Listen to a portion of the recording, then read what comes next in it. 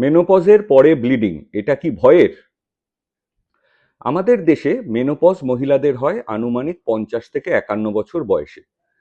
যখন মহিলাদের 1 বছরের বেশি আর পিরিয়ডস হয় না, তখন তাকে মেনোপজ বলা হয়। বেশিরভাগ কারণ মেনোপজাল ব্লিডিং এর কিন্তু ভয়ের না।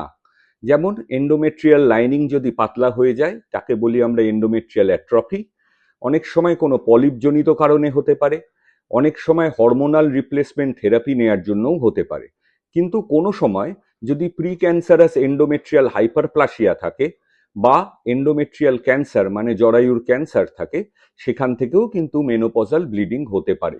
তাই জন্য প্রথমেই আগে ডাক্তারের কাছে গিয়ে একটি ট্রান্স ভ্যাজাইনাল আল্ট্রাসাউন্ড করে এন্ডোমেট্রিয়ালের থিকনেস আগে অনুমান করতে হবে। ডেফিনিটিভ ডায়াগনোসিস করার জন্য অবশ্যই হিস্ট্রোস্কোপি করার প্রয়োজন।